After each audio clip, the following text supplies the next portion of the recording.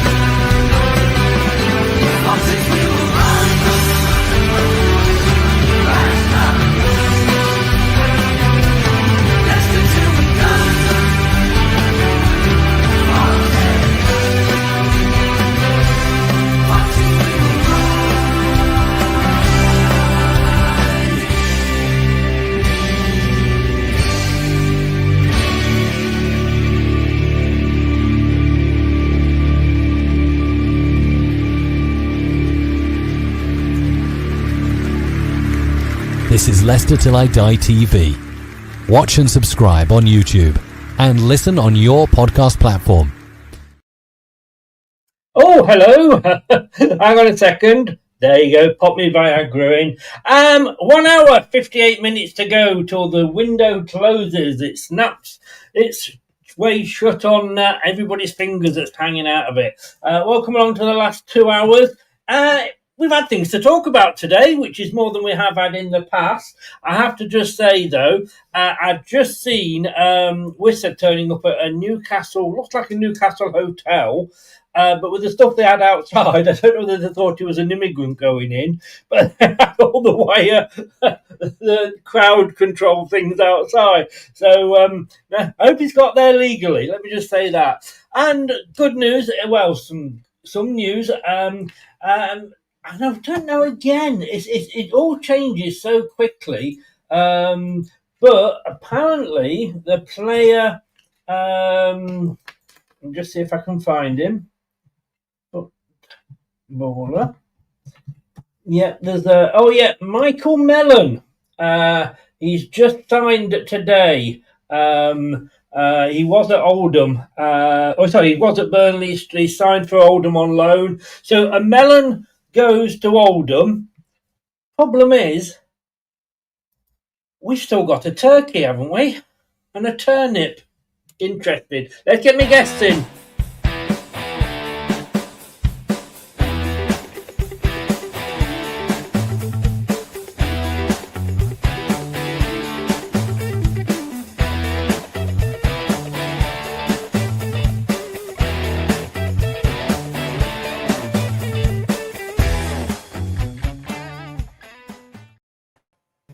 Gentlemen, good evening. How are we doing?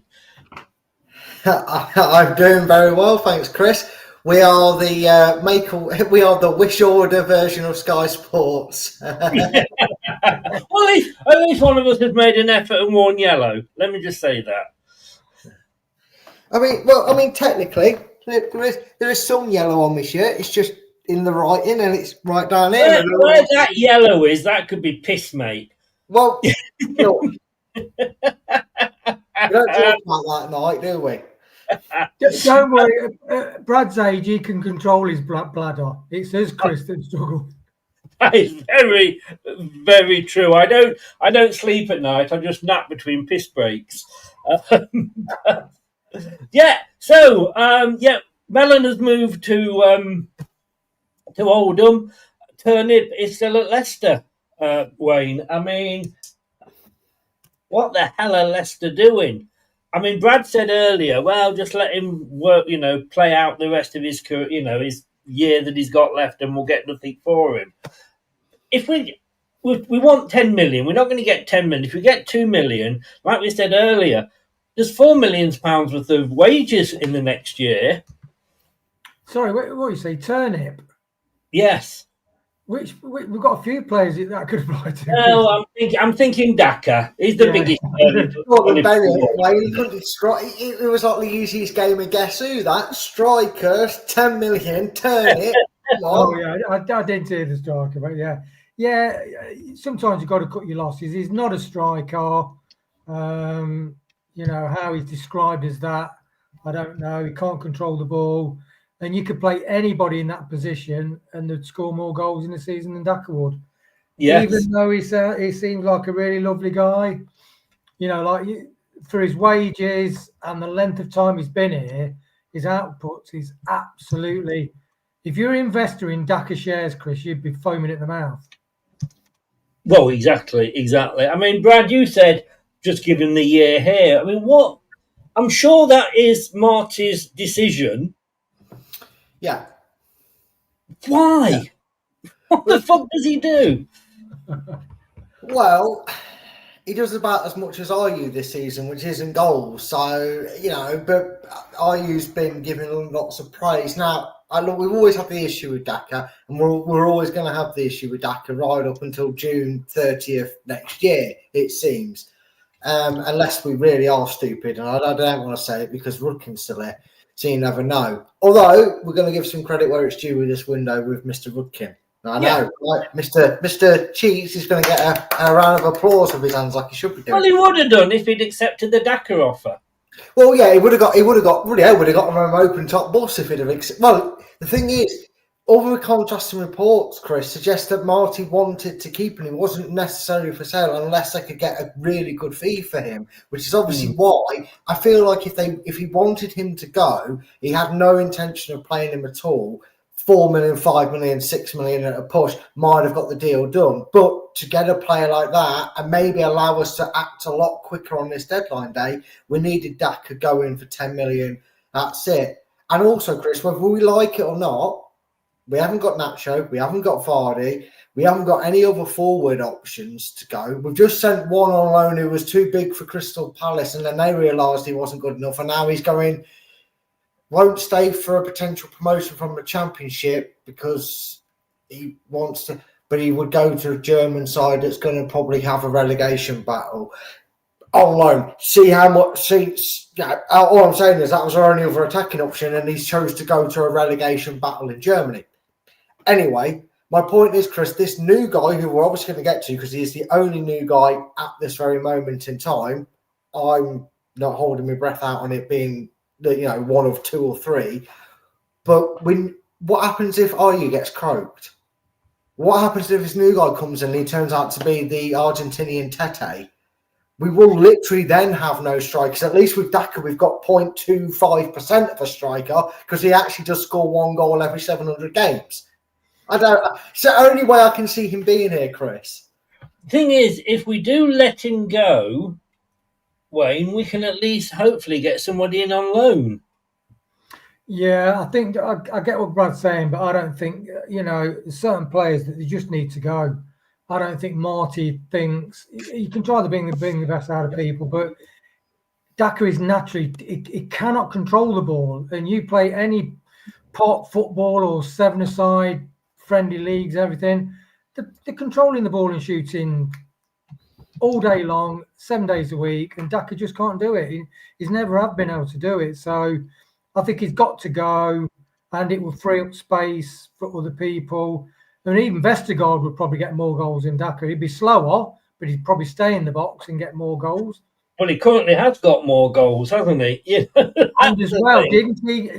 With that goal, didn't he control it well? He controlled it. It came to him suddenly from the side. He controlled it, realised, and he touched it again. And then he was falling down and punched it above the keeper. I mean, that's typical, like five-a-side. Wayne, how did it go in the goal, mate? He was falling down. He banged it. When you're dead close, you've got to put. Your keeper. If somebody punches it hard, you're probably not going to save it. And so Vestergaard. So lots of people, Hang on a second here, Wayne. Chris, you could play up front, and you'd be better at finishing at Daka. Well, yeah. I wouldn't argue with that. I'm just worried that he's punched. Who's punching the balls in? Because isn't that illegal? That's handball. So I wasn't sure of the hand movement, if he was punching or if he was trying to bring back the dab. Can I take you back 9 months? No. I'm going to. They take you back 9 months. and the January transfer window was coming to an end. But I'm going to have to take you back 10 months, because just before the January window opened, I remember reading something on Leicester, and I posted this. Funds in place, targets lined up, January transfer window, who, what does Rude need? We got one player we've never seen. Got the S, Chris, off targets. Drop Where? the S off targets, Chris. Funds in place. Oh, target. Sorry. Oh, sorry. Yeah, me confused as well. I was trying to figure out. Yeah. It's been a long day. Yeah, I mean, I'm just thinking, like, what the, but that just made me giggle when I was searching transfer and that came up. Right, let's just see what. No, nothing has been updated as yet.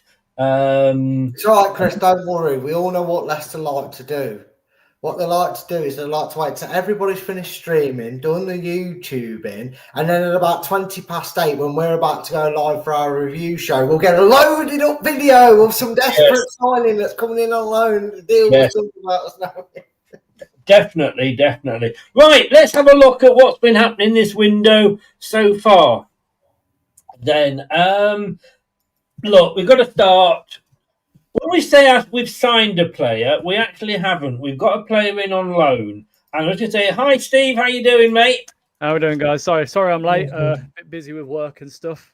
That's all right. No, can I just say you smell beautiful? Thank you. Well worth that. Look, just move out of the way so we can see that wonderful shirt behind you. Hang on, I'll do one better for you. Hey! Man Yes, of my word. wrong. Surprisingly, I got no abuse on Friday. I only got people being like, "Oh, you're Elm, right?" And I'm like, "Yeah, it's me. Yeah." Yes. Probably Woodkin, if he'd gone in the crowd wearing a shirt with Elm on, would have got more abuse. I'm trying to see whether or not I can get him to sign it at some point in the season. So I'm going to keep a pen with me at all times in case I bump into him. Quick, go down the stadium. He might announce you as a signing. And then you're going to put it on eBay and probably get 10p for it. No, I want my money back at least. I'll hold on to it for 10 years and then, get some money back from there because it'd be a legend by then, right? If you say so. All right, look, Steve, you've just come in, so let's get you on this first of all. Then, Julian Carranza, we talked about him yesterday. He's if they signed, it's a loan with an option, isn't it? Yep. So if you looked on LCFC.com, you'll see that he likes to pronounce his name Julian Carranza. That's how you pronounce his name, if anyone needs to know. Are you trying to say that I don't know how to pronounce these? No, Chris. No. We didn't talk about this yesterday. It was fine. By all accounts, a pretty decent striker for this level. He did well at MLS, not so well at Feyenoord, but in all honesty, he wasn't playing as much as he'd probably like to have played. He can link up the play. He's quite tenacious, so you lose the Vardy in regards to sort of putting yourself about, but you pick it up by bringing in an Argentinian who likes a bit of a scrap by the looks of it. So more than happy for that. It's about time we had a bit of backbone in the squad, to be honest. Still 25, and with the option to buy, I'm told it's around about sort of £5 million there or thereabouts. Yeah. So come next summer, it'll be, if we're promoted, it'll be nothing. But if he doesn't do well enough, then we let go, we shake hands and off you go. So I'm all in for these sort of deals. I think he'd be a good signing for the club. And let's be honest, if your strikers are Patson, Daka and Jordan Ayew, pretty much anybody with one leg is better up front than those two. So we were just literally just saying those exact same words. But yeah, Brad, I mean... sorry, Brad, Patson Daka's biggest fan. Adding Argentinian flair to the Foxes' rank. Carranza represents an exciting new addition. Would you agree with that? That's what the club are saying. look, the club are going to jazz it up. They ain't going to, put an announcement on the side and go, "Here comes someone who might not be that great. Let's hope for the best." I do wonder, and maybe it's just because I saw a few comments about it earlier. We heard earlier last week, we heard that the reason we were holding out for a fee for a little Moroccan mole was because the PSR had been passed with Casey and James Justin. Someone made a very interesting point. The fee that Elm's just mentioned is like £5 to £6 million, which doesn't sound like a lot. And you're thinking, well, why don't we just pay that? Surely it's worth getting him in on a 3-4 year deal for that. But someone said, well, by the time the loan finishes and it comes to its end and we potentially send him back, it'll be a bit like Fatawu. It will go into the next sort of thing. So it won't affect any expenditures this year. And I thought, that makes a lot of sense. My biggest worry, Chris, is, and I put this in response to a tweet that you put out. You say he didn't do that well in Feyenoord. We took a punt on Daka when he scored something like 20 goals or something like that in 30 odd games in the back arse end of Poland, right? Yes. This guy struggled for Feyenoord, which isn't a bad side. I know it's not Ajax, but it's not a bad side. They were in Champions League, 4 goals in 21 games. My worry is it's not like we're getting false hope of a guy who scored 17, 18 goals. It was 4 goals in 21 games, and he did it in the back arse end of America. My only worry is maybe that's another reason that Leicester have gone, let's loan this guy in. And then if he goes and gets us 10 goals, he's worth the $5 million to give it a go for, because we've already benefited from him. I hope he proves us wrong, but that's my biggest concern. I mean, Wayne, good point there that Brad made, and we were looking. I was looking with Steve the other day at a striker that had come from Austria, and we were both sort of like, "No, don't go to anybody that's coming from Austria. They're not as good as they look." But also, like you say, if he's good enough, and we will know that by the end of the season, it does fall into the next financial year for PSR, when hopefully in 12 months' time we'll be better off. Yeah, let's hope so. And the fact that I hope that when we sold Bilal that it would mean immediate money, but that's why we've got the Macquarie Bank, isn't it? Because you have to factor like what deals for, and like Chelsea said, they'll pay over a period of X amount of years and all that sort of thing. It gets very confusing. But the trimming down of the squad, I'm super happy with. I mean, Carranza in America, he did have a goal and assist every other game when he was in America. And it is a lower league. I get that. But we're not in the position to be able to. We can't buy an out-and-out proven striker.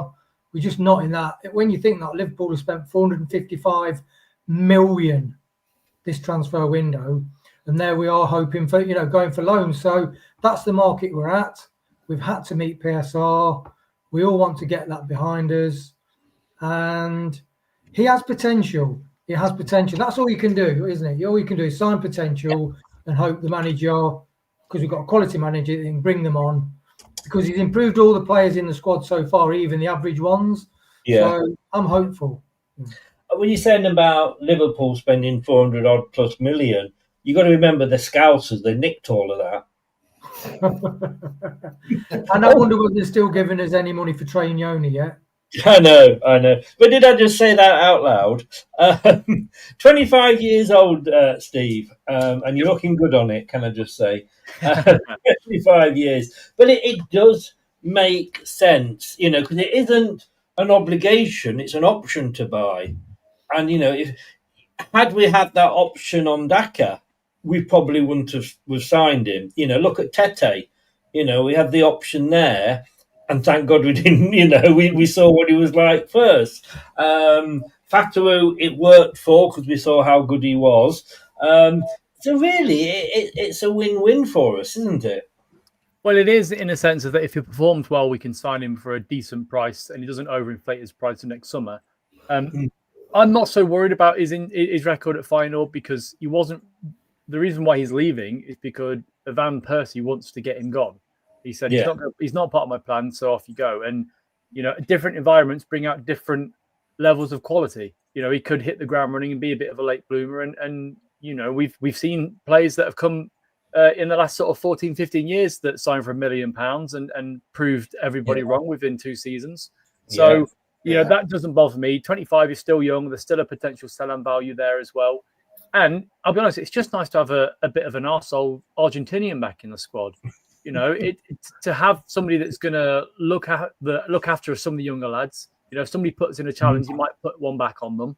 And he's a player that is signed for the club that wants to be here, which is a significant difference to how we've had previous players that are currently here still that still want to leave.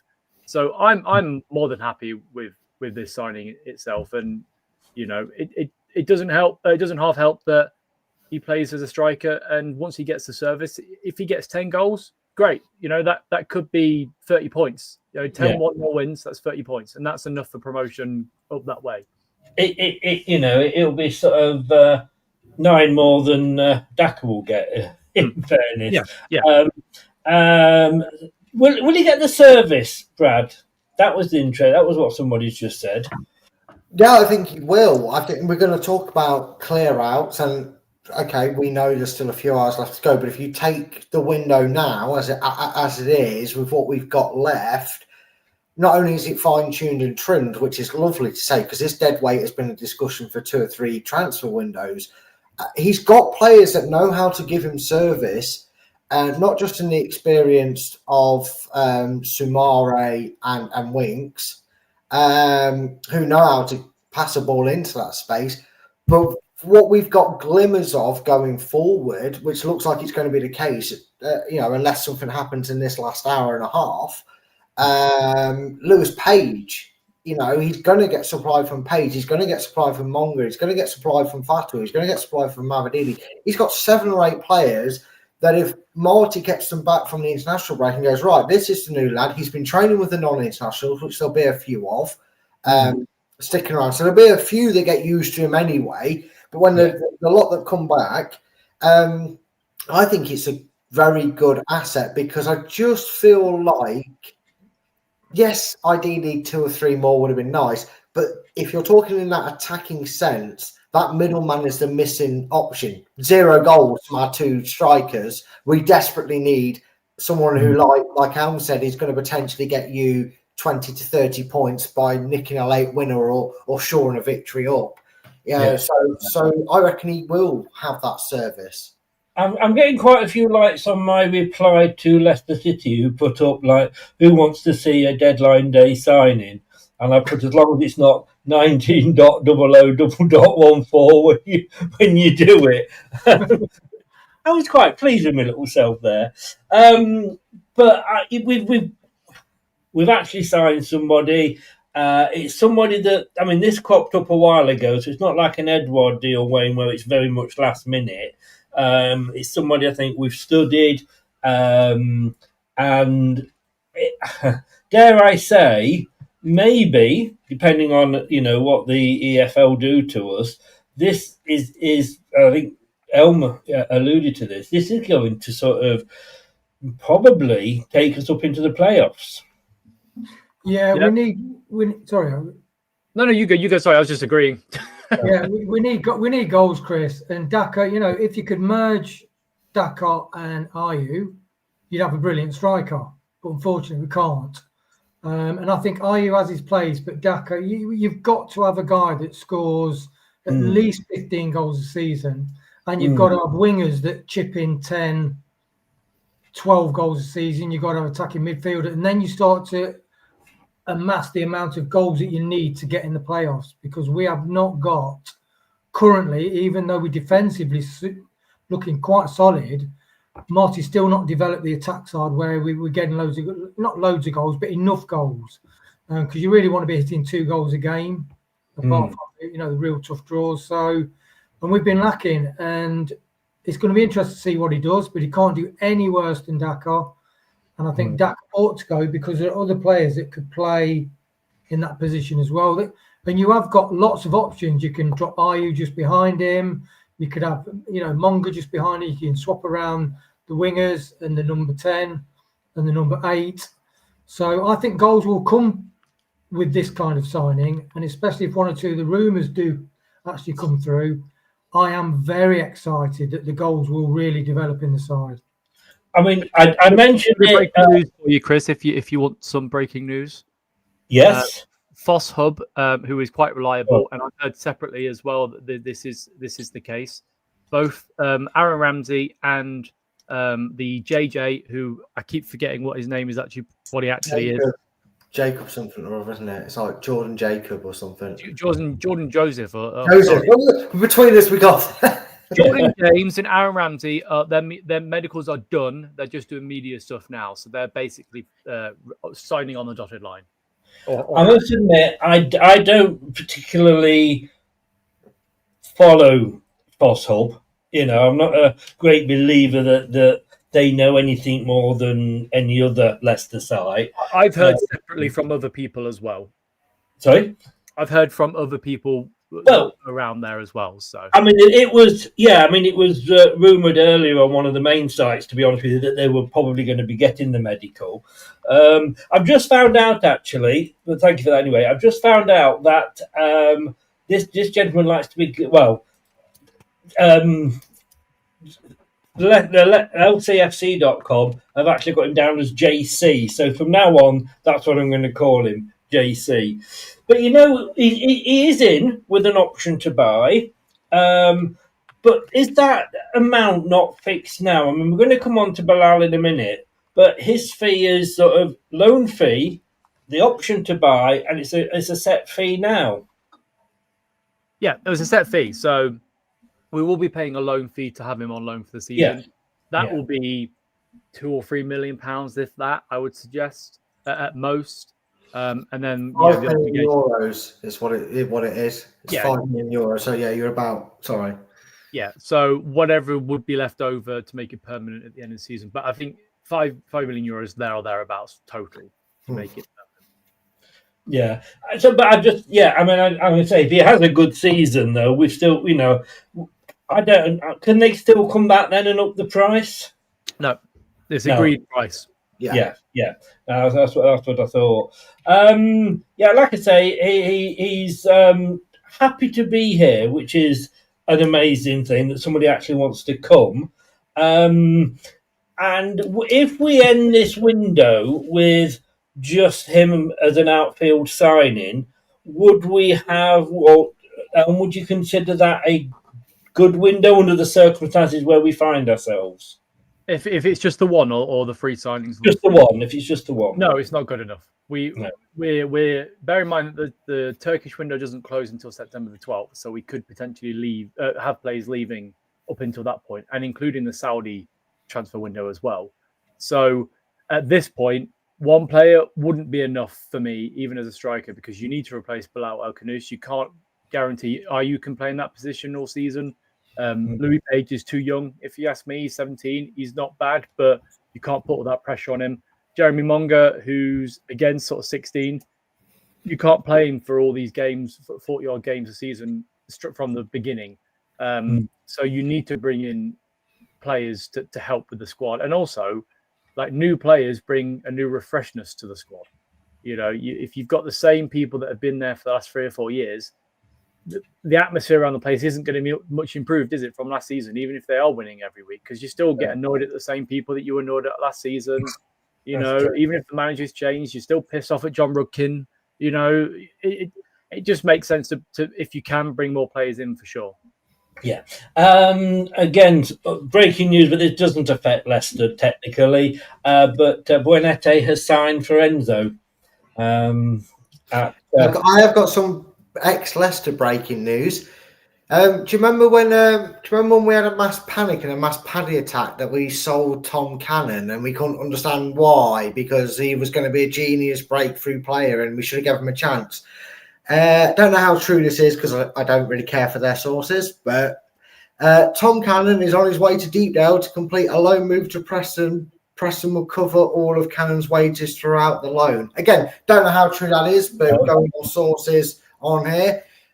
It's interesting because I did a thing the other day and somebody had written a blog saying that we actually were the ones that were laughing all the way to the bank with that deal because he was shit at Sheffield United. But Brad, let's go on to this player, and I think you're actually probably quite pleased that he has gone. Stuttgart on loan. It's all confirmed. He flew out today. And I was just going to say, so just to sidetrack, it really pisses me off that why have Turkey got a later end of the window and Saudi Arabia, Steve? Because they started later than I was going to say, UC. Their season's slightly later than ours. yeah, it's a later start of their But season. it's still unfair because you can lose a player without being able to bring anybody in. Doesn't matter when their season starts, they should all have.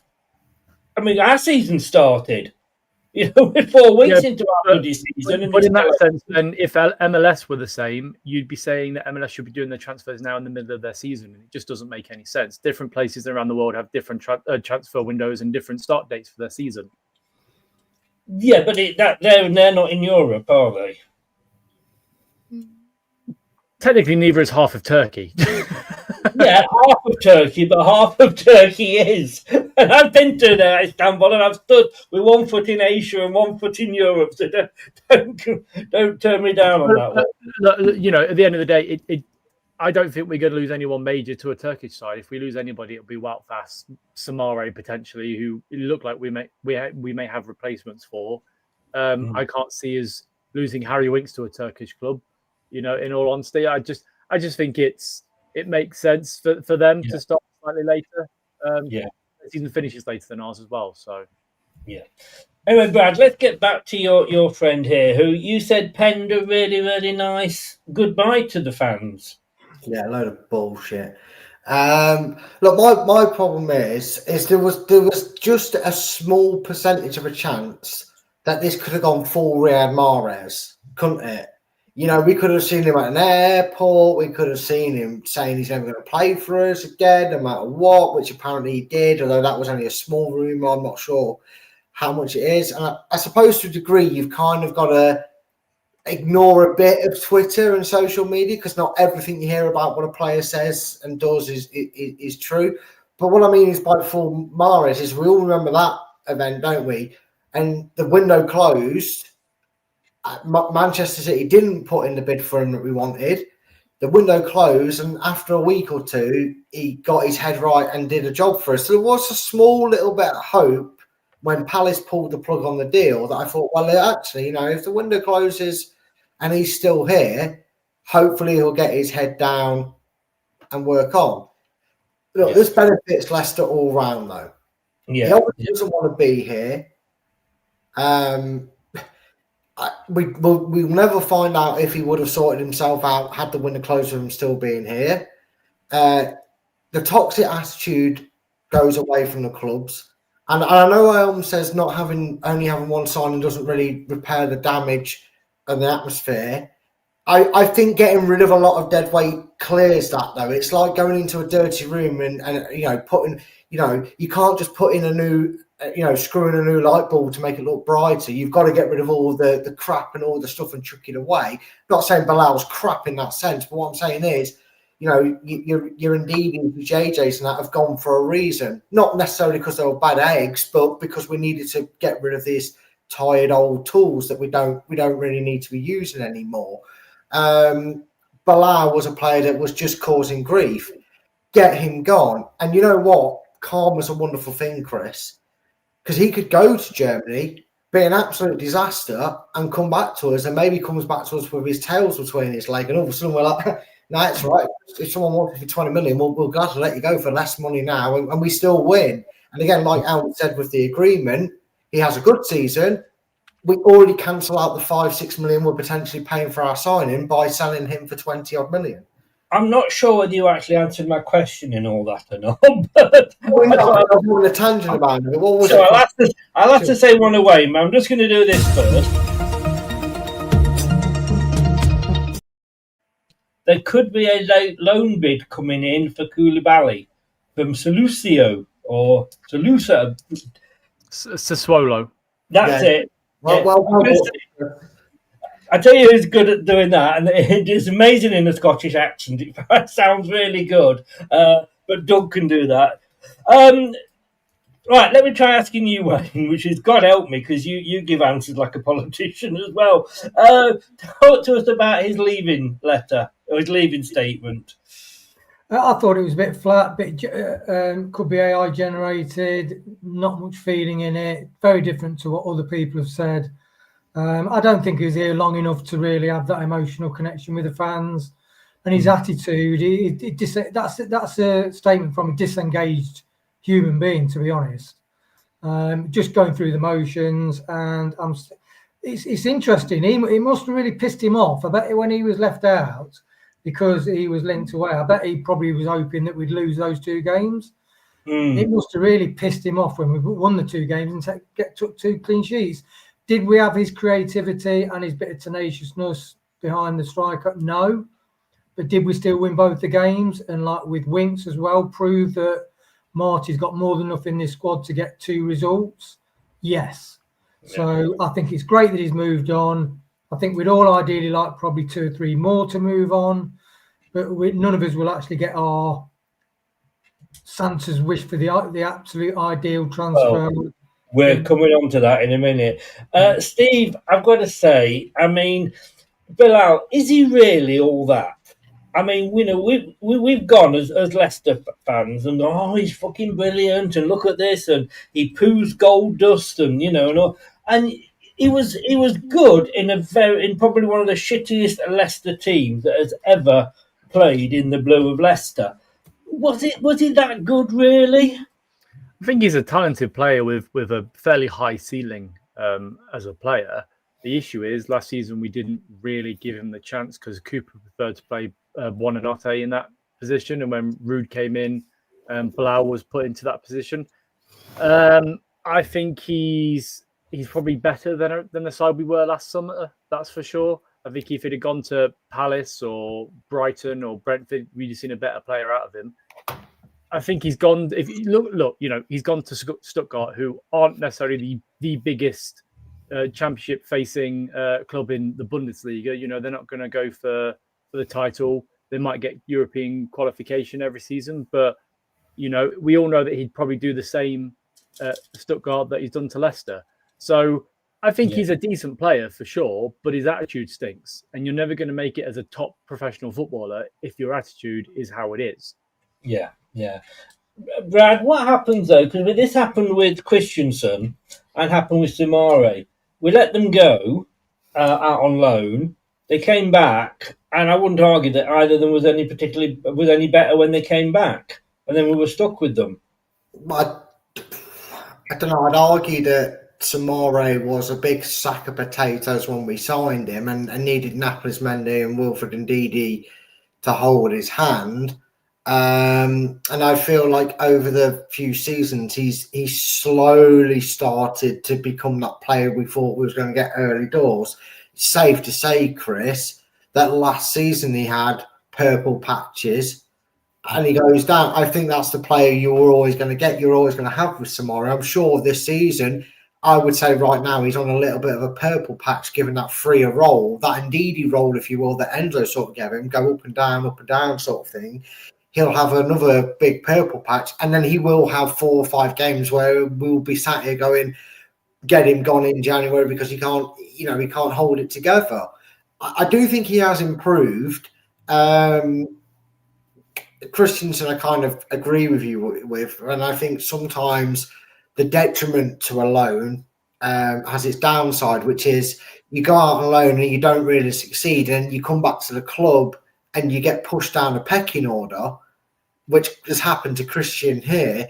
Getting rid of him becomes difficult, you know, and this is where Leicester had a bulk of players where that became difficult to get rid of players that were clogging up the house and stink, because nothing we were doing to ship them out and get them experience and get their face out there for people to see doing anything of note, they just weren't doing. So it doesn't always work out well, but I agree with El. You've got to remember Bilal here is 21 years of age, 22, whatever he is. He's not old at all. And if he shows bit parts of what we saw him last season when he's there, I've got more faith that this does something and becomes something, and we won't be stuck with him just because he's got that 4 to 5 year potential to grow and develop into the player that we saw sparks of last season.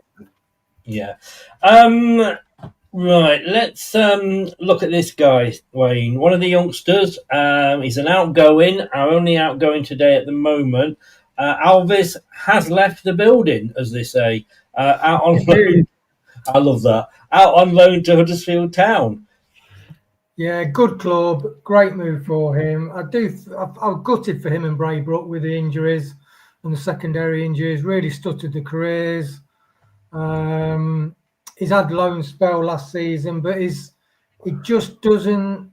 He looks ripped, and he's done a lot of conditioning work, but he's always been a brilliantly skillful player, and he can take the ball in the middle of a group of really top professionals and keep the ball and dribble past them, but he does hold on to the ball a bit too long, and it's whether when he started, I thought, will Marty be able to encourage him to lead the ball, to distribute the ball basically, and not just dribble with the ball.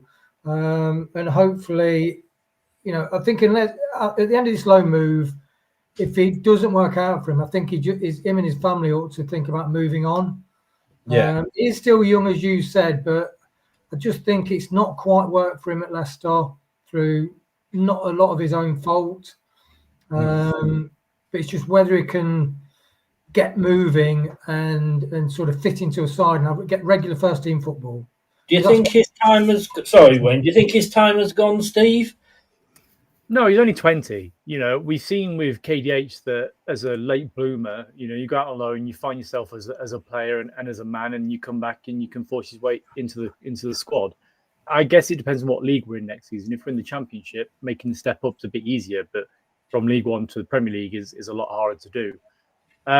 He's been unfortunate with the injury that he's received in the last few years, because he was a very promising player for the club for a very long time. All you heard about was how good he was.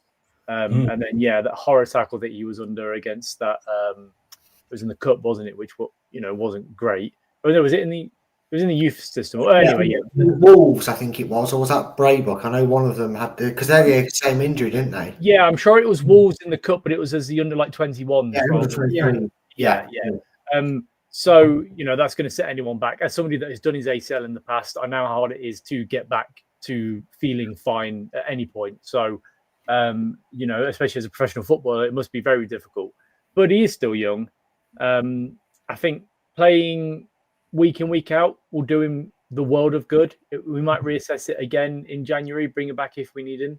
But look, him and Braybrook need to go out on loan, like we've seen with Jordan Joseph, who went to Tranmere. It makes sense. If you're not going to play first team football this season, then get him out on loan and let him play some actual minutes. Yeah.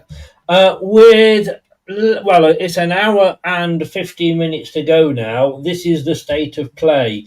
There are 3 done deals, with Carranza arriving on loan from Feyenoord, El Canoes and Alves leading on loan to Stuttgart and Huddersfield, respectively. Says here City still want 2 midfielders with the club, working on deals, as you said earlier, for Rennes, Jordan James, and Burnley's Aaron Ramsey. Exit are still possible for senior players, with Koulibaly on course for a loan to the Italian club that I can't say. The future of Faze, Winks, Christensen and Daka are not certain either. And there could still be a couple of loans for young players, including Braybrook. So there's still, still a bit of time for Leicester to go. Sorry to interrupt, but am I right in thinking that maybe it's a thing that's got scrapped now, but wasn't there also like an extension period for like a loan market? So there's still a chance that Braybrook could go out past the window. Am I just thinking that's not a thing anymore? Does anyone know that? Not entirely sure. I think there's an emergency loan window for potential players. That's only I think that's only for goalkeepers, not so much.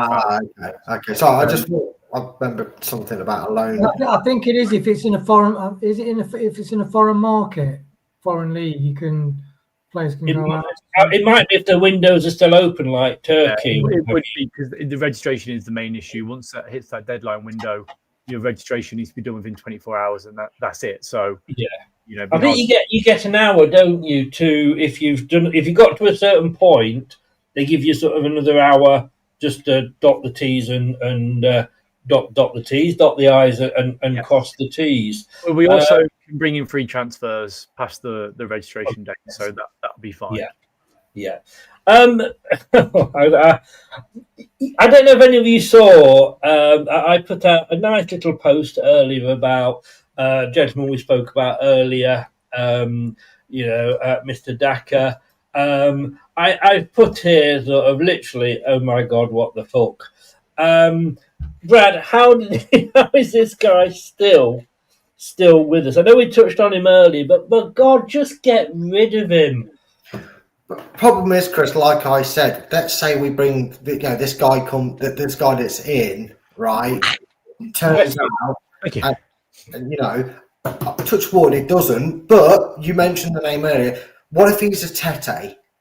Has one good game and then absolutely flops. Can't hit a barn door worse than Daka. In fact, if him and Daka had a barn door hitting contest, it'd go on all night. You know what I mean? What if Jordan Ayew goes like Man United penalties, really? Well, a little bit, yeah. What if, compare it to what happened with Vardy in his later years? What if Jordan Ayew pulls a groin muscle and he's out for 6 weeks because it takes his 34-year-old ass longer to recover than that? If he's out for 6 weeks with an injury of that caliber, and we've only got Daka who still can't score, we've only got this guy who we get on loan and he's about as useful as a chocolate teapot in a blazing hot heat wave. We've got no other options, Chris.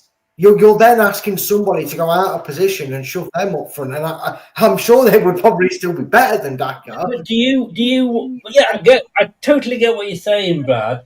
But Wayne, do you want that other option to be Daka, who is probably one of the worst strikers? I'd sooner have Akinbaye over Daka, and I just think like that. However bad this guy is, he can't be as bad as Daka. No, and if you play five-a-side football, you have a go at yourself. If you threw on goal, you didn't control the ball and get the shot off. It is such a basic of a footballer. You've got a professional footballer that cannot control the ball. He cannot deaden the ball in front of him. He can't chest the ball into his path and run in. One thing is interesting when you watch the different games as well. You look at the people that score the goals, and they will run with the defender, and all of a sudden they'll just peel off, stop, so they're in space, and then they control the one shoot. You look at the way Daka plays. Daka hasn't got any of that intelligence about him. I feel bad about saying because he's a really nice guy apparently, but he hasn't got a footballing brain. And if your one main attribute is that you're a great presser because you're athleticism, what did you say, Chris? Shall we sign Usain Bolt or something? Football, you've got it. But could you then not argue though, Wayne? And I take your points on board because you're right. He has got terrible ball control, but he's never scored a goal. I've never seen him, or very rarely seen him score a goal for us. In general, I know, but when he has scored a goal, I would say 90% of them have been balls through, run on, take the ball, smashes it in. He scored one goal last season, and I know, again, terrible, but he got one goal last season, and it was a ball played forward in front of him, out on the left. He got the ball, he drove forward. We all remember the 4 against... I know what you're saying, Brad. I'm going to jump in here because how many times has he been in front of the goal and put it in row Z or put it wide? Whether he's running through onto the ball, whether it's been passed through to him, if he's in front of that goal, Steve, and it could be an open goal, he'd still bloody miss it. Doesn't matter whether he's been fed. When he's had the ball and he's not scoring enough goals for us, what you're saying, or what Brad was saying, Steve, is that we'll keep Daka because he scored one goal for us last season, and the other guy can't be worse than that. Well, yeah. Well, the problem with Daka is that there's too much water under the bridge. He's been here for 4 years. He's on Exactly, 70 grand a week. We Yeah. paid £23 million for him. He's out of contract in the summer. So at this point, he's never going to make it at Leicester. He's not committed enough to sign a new contract. We all know that within the last 6 months of their deals, because we found out to our own detriment when it came to Tielemans and Soyuncu, Daniel Amati, when we got relegated the first time round, if you keep players for too long and they're out of contract, they don't put the effort in. They don't want to get injured because they're going to miss out on a big payout signing for a new club on a free transfer the next summer.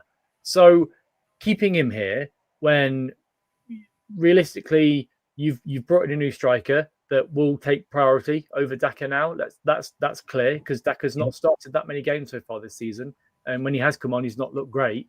It also means that we can move Ayew into that cam position if we need to. It just doesn't make any sense for Daka to be here. And if the club are looking at turning down £10 million, have demanded £10 million for him, so my calculations are that we need to make over 4.2 million to make a profit on Daka this summer. So if you take 6, that's still a profit, and we get a player off the books that's on a high wage that clearly is never going to make it at the club. And it just makes genuinely no sense to keep somebody here that is never going to make it, who can't score, and his confidence is so low that he just needs a new environment. Wayne, I'm going to come back to you because you made the original point. We said earlier, didn't we? What was it? 4 million, 3.9 million pounds we're going to be paying him for the next year. To score maybe 1 goal for us again. I mean, I just don't get how any of this, let's sell him even for 5 million and just get his wages off the bill. Yeah, wages off the bill. Like we said, him and Samari on 155 grand a week. Between them. It's crazy money. And all those players, we need a ceiling of 30 to 40 for a special, maybe 45, 50 for an absolutely class player. And we've got to cut all things because the future PSR, we don't ever want to be in this position again. And I'm sorry, as an investment, you run sales teams, Chris, you would not have a salesman on your payroll for 4 years coming back with, how many sales have you got today? Well, I didn't actually have sales today, but I met some really nice people. They just get moved on. So he's been here for 4 years. He's not just yet. The thing we used to get in sales was, I had a good conversation. You're thinking like, fuck yeah. But let me just come back to you then, Steve. What about, I've lost his name now, Nathan Opoku? He's back with us. Somebody said he was knocking goals in for the under 21s, whatever, 23s. I mean, did we waste, again, money on him? Because we bought him in, then we sent him straight out on loan to OH Leuven. I mean, why aren't we making use of him? I don't think he's good enough. You take a punt on these players. We've seen it in the past with the lad from Blythe or wherever he was. Young lads that you bring in for a very small amount of money, and you think his name was Jacob Blythe. Is that right? Everyone was like, "Oh, he looks like a decent player." Never made the step up. He got injured last season, so that was unfortunate. But realistically, he's not going to be a player that plays first team football for Leicester City. He's somebody that the club took a punt on to think, okay, well, if he develops, we could have a special player here, but he just hasn't. So it makes no sense to put your trust in that sort of player. But then you've got Silko Thomas that you can bring on. He's 21 years old. He's been linked with QPR, so championship clubs are interested in him. If he can be the third choice striker behind Carranza and Ayew, and okay, at this point, I guess Daka as well if he's still here. But I would say Daka's below him for me because I'd rather have Silko Thomas, who looks like he wants to play for the club, puts the effort in, and is still at the start of his career compared to Daka, who's going to leave in the summer.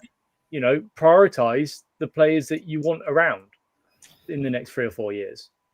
I know, Brad, that Steve said there, Opoku, he's not worked out, whatever. For a season, if we sell Daka, stick him in. If he gets 2 goals, he's done better than Daka has done in a season. So why not just? You're laughing, Wayne, but you see what I mean. So he's awful, but so fucking Daka.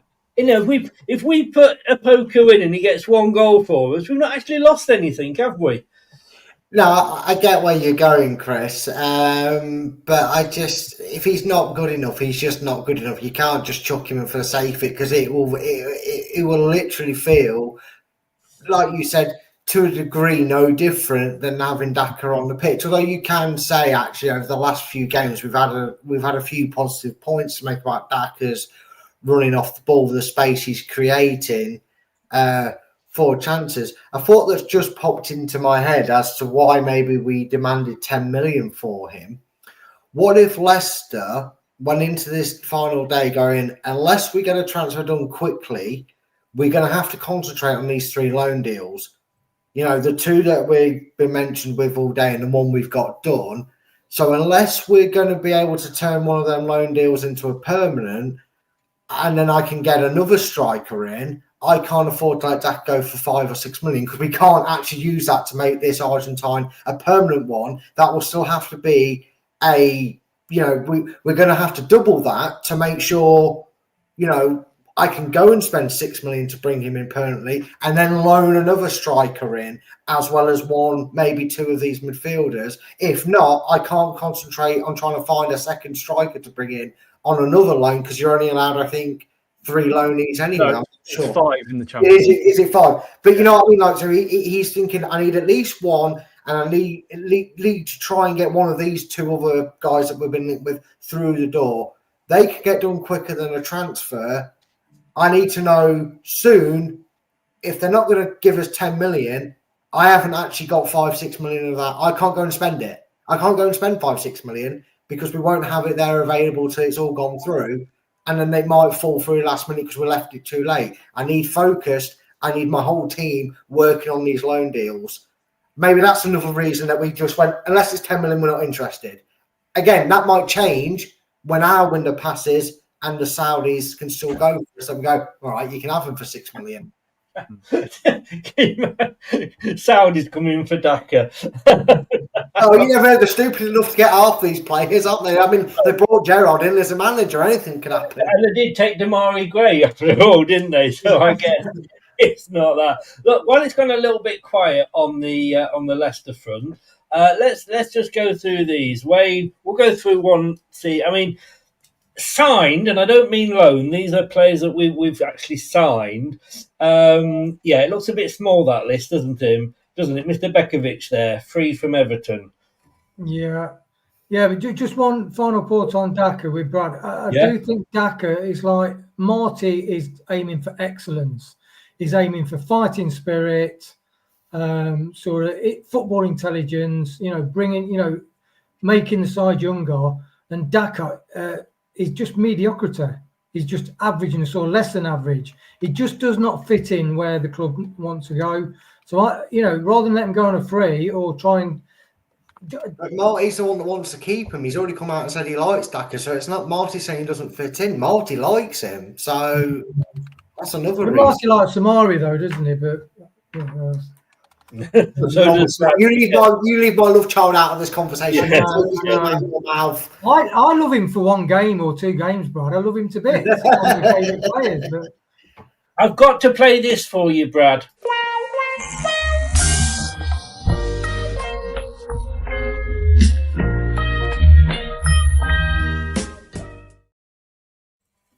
Not done it for a while. There we go. I mean, do we still need another goalkeeper, Wayne? We've been linked with somebody yesterday, as you were earlier. Do we really rely on this guy that we brought in to be our number 2 if there's a long-term injury? what's that comedy thing? You wouldn't let it lie. That's you keep going on about this goalkeeper. It doesn't matter what I think, Chris. You want another goalkeeper. Excuse me. The moment I go on about a new goalkeeper as much as you go on about Monga, then to be honest, I've always felt that we needed a striker and a creative midfielder to replace Bilal.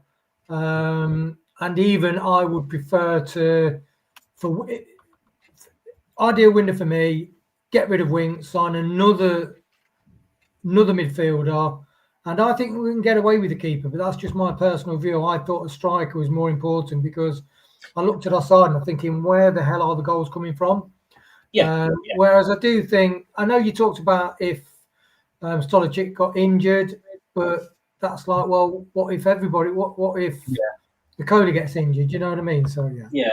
I mean, Steve, I can't remember whether we have discussed this or not. Don't get me wrong, if it was a striker or a goalkeeper, give me a striker every time. And Daka says we only need one goalie. Yeah, we'll come back to you and say that if Stolicic gets injured at all.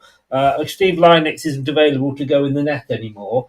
But, you look at the England teams and all the international teams go away for a competition, it's 3 goalkeepers.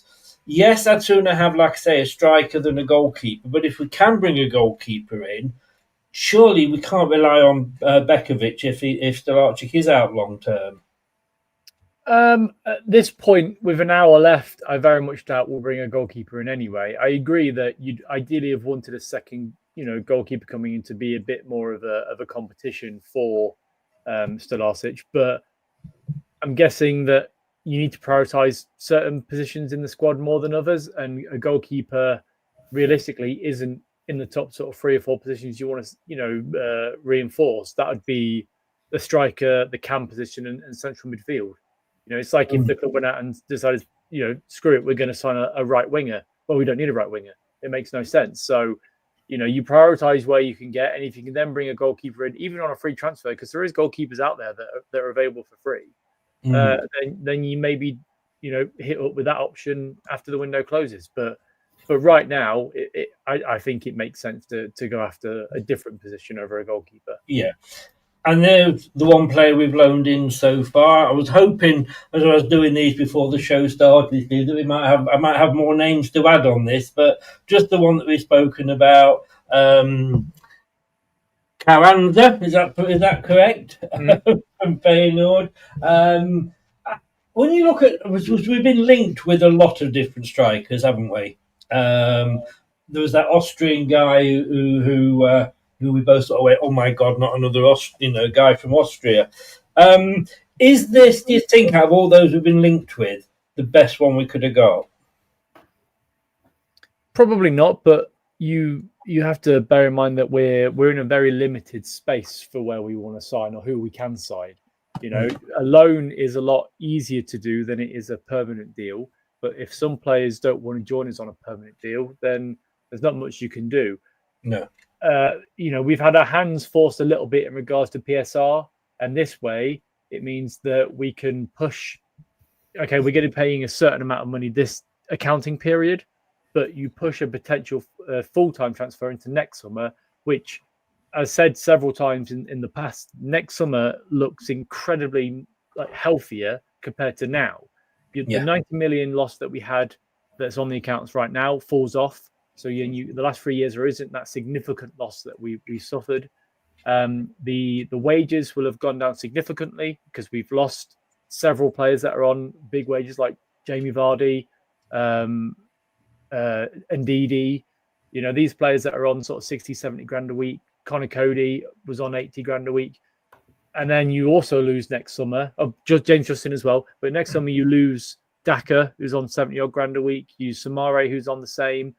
So next summer, if we get promoted, you'll see us doing a Sunderland where we can spend 150 million pounds without really worrying about it, because at that point it doesn't matter, because the losses that we've got with PSR just won't be that significant. And also the PSR limit goes up next summer. I think it goes up to 130 million rather than 110 or whatever it is now, 105. So, there is improvements there. But yeah, I think it makes sense to bring loan players in that you could potentially sign next summer rather than right now, because you can try before you buy, which is always important if they hit the ground running, which I think, a couple of players that we are potentially looking at signing now look pretty good and are still young. And if this striker doesn't work out, then that's okay. We let him go next summer. He goes back to Feyenoord and we look somewhere else. But do you think of the names that we were linked with, and we looked at a lot of them in the news shows, do you think that this guy's up at the top of those lists? But that's the thing. It's difficult to say because you don't know who would actually have signed for it. I think he's a good striker that'll fit Marty's system. He's very good at pressing, which is what we need. He's somebody that has the attributes of a not. He's not Jamie Vardy, but he has that tenacity, the willingness to close down players. He'll put a foot in here and there. He'll, if we're 1-0 down in 60 minutes and you need to get the crowd up, he'll slide, a defender out the way and put him into Rose Ed. So I'd rather not concentrate on the players that we didn't get. I'd rather concentrate on the players that we have got. And for me, he's somebody that fits the bill perfectly. I will make a prediction now. I'm going to go for 13 minutes into the first half against Oxford, and somebody will be tweeting, Jamie Vardy wouldn't have missed that. You bet. I'm going to take that. Brad, these are the ones that we actually managed to stall. And I know we've joked about Daka and Rudkin and what have you, but Rudkin's got some fairly decent deals there for players that are in their last year of their contract. And when you look at Cody, who wanted to go on a free to Rangers because he thought he could maybe win something there, and we said no, and we got $2 million for him. Yeah, credit where it's due. He can remove his cheek, his hands from them cheeks and give himself a round of applause. Don't you dare start that now. Cody for $2 million for the biggest. I mean, he's the highest paid journalist I know on this planet that works inside football. So the fact that Wrexham paid $2 million for a new journalist is that's up to them. Great, great spending that on your media budget. Danny Ward, is out the door. I mean, Wilfred and Didi. We'll come on to Freeze in a second. Yeah, sorry. But it's a good amount. Like you said, Chris, I mean, James Justin, he was a player that wilted. And to kind of say what you've said about Daka and others, maybe he needed a fresh start. Maybe that's what he needs. Because for all the stick we've given him, and, we've always kind of not been too critical because he was always, for some reason, Ruud van Nistelrooy liked to play him on the right when he's a left footer. Maybe he needs that fresh start. 12 million, great price. 10 million plus add-ons, I guess, is still a great deal for him. Casey was one that, because he's one of our own, we maybe had a soft spot for him. But again, it's a decent price, £10 million for him. For a player that I wasn't overly convinced can cut it in the Premier League. And if the goal, which I'm sure it is, over the next few years is to get back to the Premier League and stabilise ourselves back in that division, you're going to need you can't have players like that around. I mean, Madsen, 20 million. Well, I know they had a clean sheet, I think it was, against Forest yesterday, but the start was looking like a genius. And again, when we lost big players before, Chris, we were left with a bit of a hole that we never felt that we fully filled. You look at this round 2 or 3 or whatever you want to call it of getting rid of the big wages and the deadwood, if you will. I don't really look at that list and think we're missing somebody. One of them players we're really going to miss. We've been able to fill that void with these players. You'll miss Connor Cody. Who will you pick on every week? You'll miss him. I'll find someone, Chris. I'll find someone to pick on the season. Yeah, about Faz, Steve, you're right there. Yeah, but yeah, I think overall, I think we did some good business there, and not well, we know how impressed Steve's been. He's got his name on his shirt. Concerned. These, Wayne, are players that we've loaned out.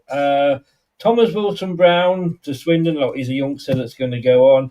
Jayden Joseph, as Steve said earlier, to Tranmere. Will Alves has gone out on loan today to Hartlepool, and El Canouse on loan to Stuttgart.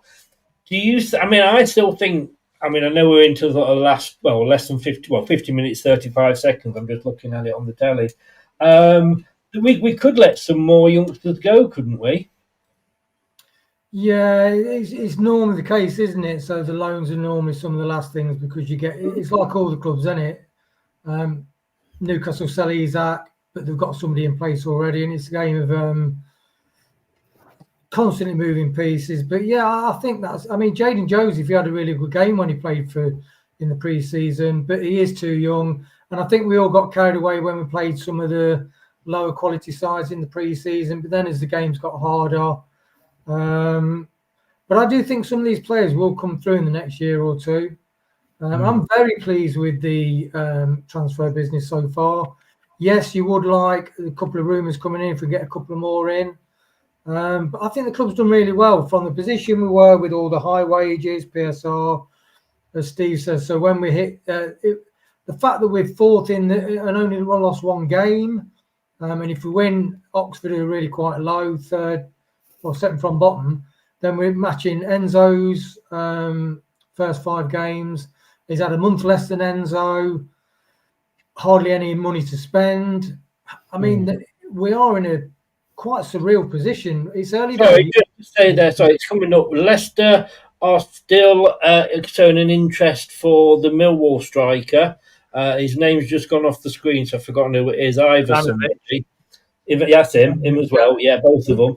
And we've also we're trying to do a deal with Rennes, obviously for the James, whatever he was called, guy.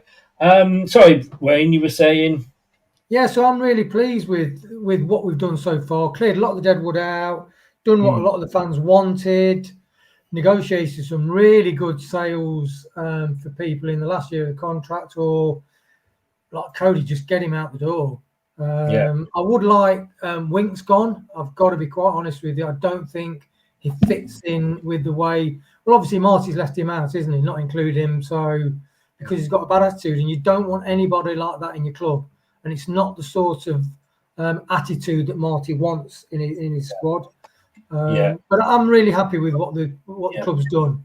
Yeah. Steve, these are the guys that went out of contract. Everson, well, I was ashamed to go, but look, the guy's been down the list for quite a few seasons now, so he deserves his chance. He's gone to Preston, and they love him there. Danny Ward. Well, look, thank you, Wrexham. Do you not want a striker? Wrexham, we've got somebody you can have. Sure, you can afford him. I don't know if you have any Danny Ward. I don't know how true this was, but Danny Ward got injured at the weekend, and he had his arm in a sort of, as you do, you have it sort of up and over the shoulder, and he was seen still in his kit ordering a McDonald's. You go into McDonald's and you tap in the ticket. That actually happens. Dropped the trade, didn't he? Sorry, Brad. Sorry, Steve. Yeah, that actually happens quite regularly. So on the way back from Barnsley away during the league, the Championship season when we got relegated to League One, I bumped into Lee Hendry and I can't remember who the other lad was that played for Leicester that day. It might have been Ian Hume at the service station just out on the M1, ordering McDonald's himself. So it happens fairly regularly where because they a lot of calories. I don't know how many calories Danny Ward would actually lose. Were they still wearing the kits though? Well, no. The reason why he was wearing the kit was because if you've dislocated your shoulder, you shouldn't then, for a few hours at least, you can't move it out of the way to get his shirt off. So, and if he'd have just put his trousers on, it would have looked a bit weird, wouldn't it? Walking around with your match worn shirt on. So, as somebody that has fractured his collarbone and dislocated his shoulder at the same time, it's very difficult to move your arm anywhere other than like that. So I get it. But it's quite a regular thing seeing footballers pull up at places to order food. Oh, yeah, that was my first viewing of Leonardo Ulloa was at the petrol station on Elston Road. Well, rumor has it they confirmed it was Danny Ward, not because he ordered a McDonald's, but because when he went to sit down, he missed the table and dropped the tray.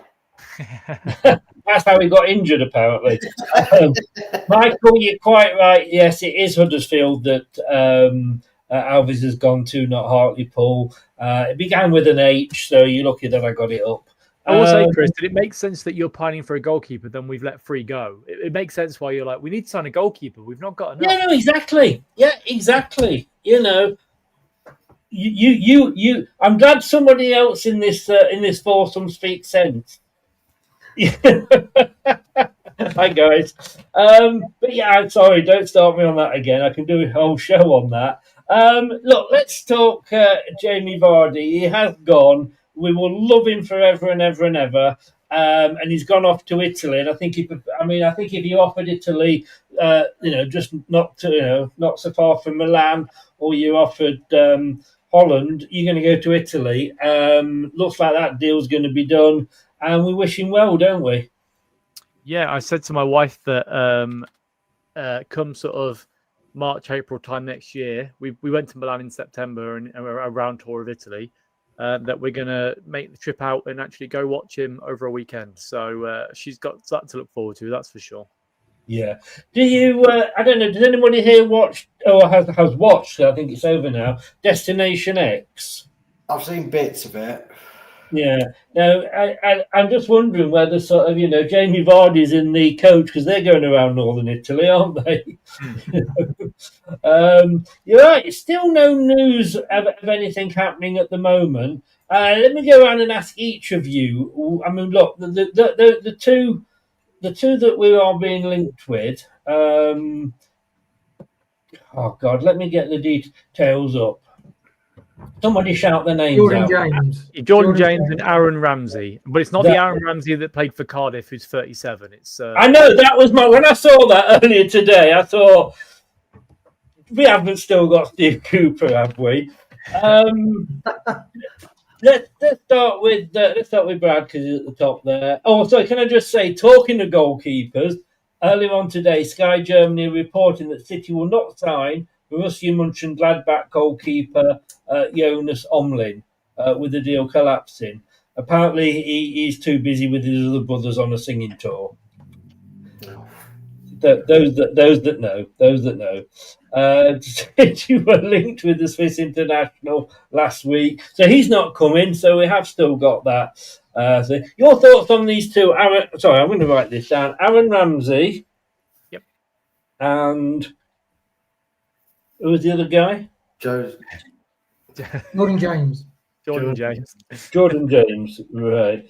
I'm going to be calling him James Justin. Just call him JJ, Chris. It's easier. Yeah, we need at least one in the squad. We've let two go, so you need to replace him with a different JJ. That's what's happening.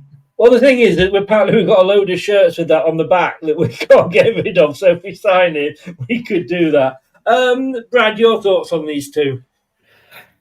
I'll be honest with you, Chris. I know a bit more from seeing some reports about Aaron Ramsey, not the 37-year-old, the one we're in question with, obviously. Than I do Mr. JJ. But look, they seem to fit the criteria.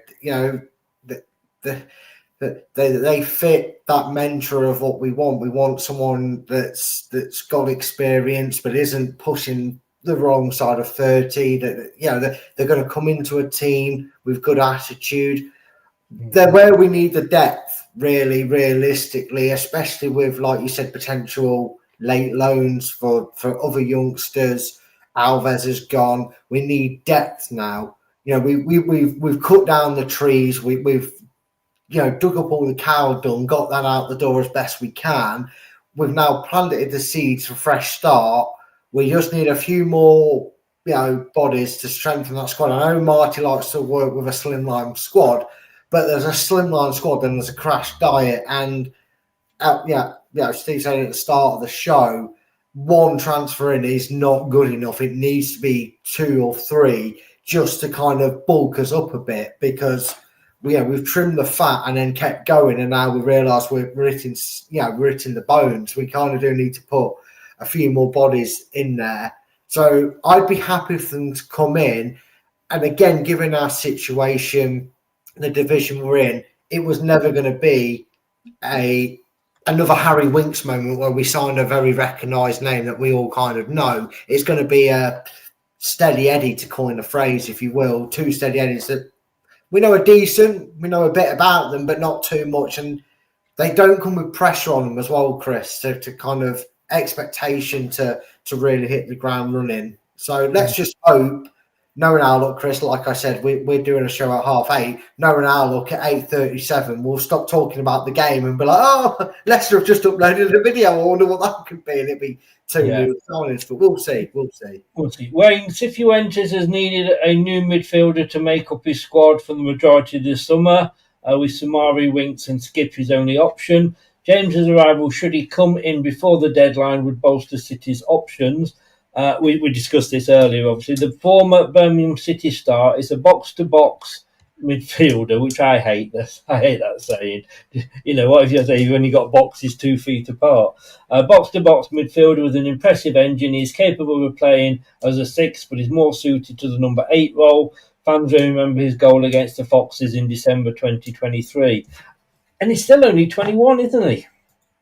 Yeah. So box to box. So what was Steven Gerrard, Brian Robson, and Frank Lampard called back in the day? Because they were like, what were they called if they weren't box to box? They were box to box as well. I can't remember box to box terminology back in those days. I can't remember it. I wonder what we used to call them. Yeah, brilliant, Chris. When he played for Birmingham originally. Wow, when we played Birmingham and the Beaters, he was a standout player. He's tenacious in his tackling. He can spray the ball around the pitch. He likes to drive forward and he likes to get a shot off. He literally is a box-to-box midfielder. And with his age and his energy, and the other attraction is he will love playing under Marty. Like a lot of our players were going to leave and then love to play under Enzo. Same as the player, Marty's improving players. They're going to look at us and think, oh, please get me in Leicester City.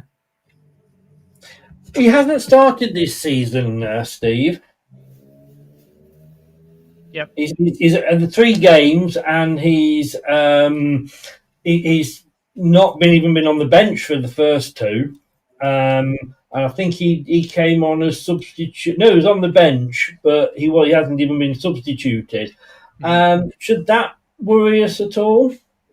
No, I don't think so. Most of these footballers nowadays, you know, they're quite fit anyway, and he'll have a couple. Well, he goes away with Wales now, I believe. So once he's signed on the dotted line, he'll go away to Wales and play in their game. So he'll pick up minutes and come back to us with a week before the Oxford game. So he'll be up to scratch. I'm excited by both of them, to be honest. So I know a lot about both of them, actually, which is interesting because Jordan James, yes, he's a boxer. He's a bit like KDH. He'll fit that role in our squad. We need somebody in that role. We said this at lunchtime, didn't we, Wayne? We have missed KDH and we haven't really replaced him. No, exactly. And the replacement currently in that system is Oliver Skipp.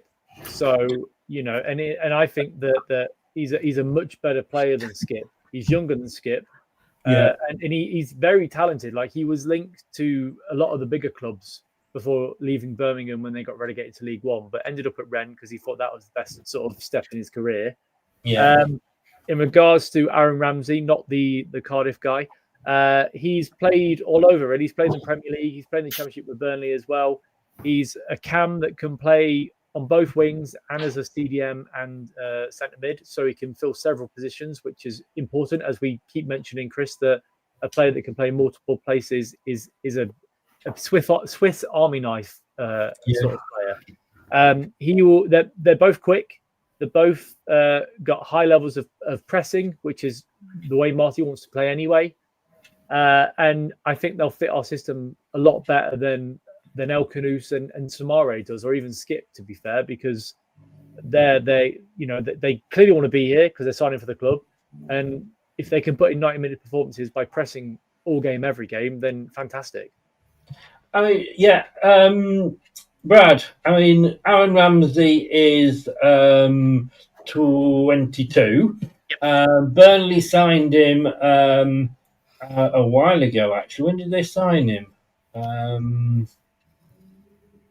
It was 23, 22nd of August 23. But before that, when he was at Villa, he never played. Well, he hardly ever played for Villa because he was out on loan everywhere. I mean, obviously, if he does sign, I was going to say I can probably ask Dan to give us a lowdown on him. Dan's probably not seen him, depending on how many games he's played. He is, like you say, he can play an attacking or just a centre midfield role, and that is the sort of player that Enzo, a fraudulent slip, that, what's he called? Marty. God, it's been a long day, that Marty loves.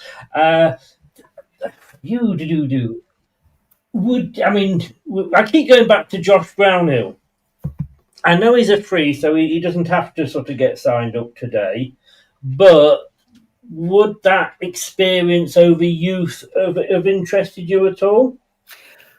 Personally, all three would be ideal. Get these two done and dusted. You're not greedy, are you?